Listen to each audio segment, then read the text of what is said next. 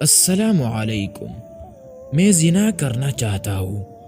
حضرت نبی کریم صلی اللہ علیہ وسلم کی تربیت کا ایک طریقہ یہ تھا کہ پہلی غلطی کا احساس دلاتے تھے، پھر نصیحت فرماتے تھے۔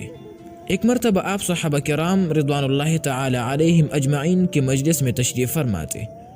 ایک نوجوان مسجد میں داخل ہوا اور ادھر ادھر دیکھنے لگا، گویا کسی کی تلاش میں ہے۔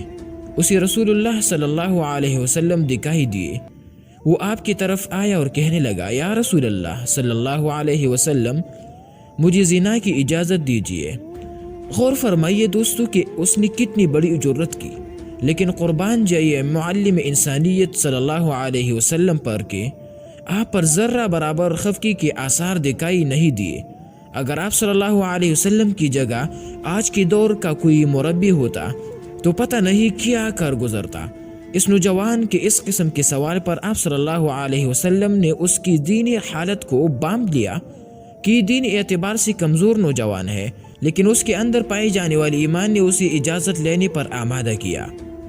آپ نے اس نوجوان کو فوری نصیحت فرمائی، بلکہ پہلے اسے غلطی کا احساس دلایا۔ چنانچہ آپ صلی اللہ علیہ وسلم نے اس نوجوان سے پوچھا کہ کیا تمہیں اپنی والدہ کے ساتھ زنا کیا جانا پسند ہے؟ اس نے کہا نہیں۔ تو آپ صلی اللہ علیہ وسلم نے فرمایا، اسی طرح دوسرے لوگ بھی اپنے مایوں کے لیے پسند نہیں کرتے۔ پھر دریافت کیا کہ کیا تم اپنی بیٹی کے لیے زنا کو پسند کرتے ہو؟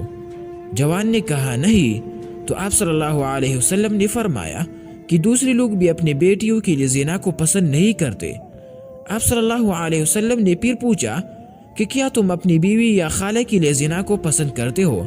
اس نے کہا نہیں۔ بالآخر آپ صلی اللہ علیہ وسلم نے فرمایا کہ لوگوں کے لیے بھی وہی پسند کرو جو تم اپنے لیے پسند کرتے ہو۔ اس طرح کے سوالات کا مقصد اس کو غلطی کا احساس دلانا تھا۔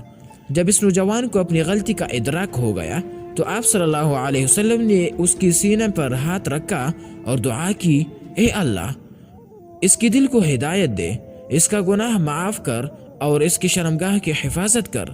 وہ نوجوان یہ کہتا ہوا مسجد سے باہر آیا، بخدا میں رسول اللہ صلی اللہ علیہ وسلم کے پاس آیا تو کوئی کام مجھے زنا سے زیادہ پسند نہیں تھا، اور اب حالت یہ ہے کہ کوئی کام مجھے زنا سے بڑھ کر ناپسند نہیں۔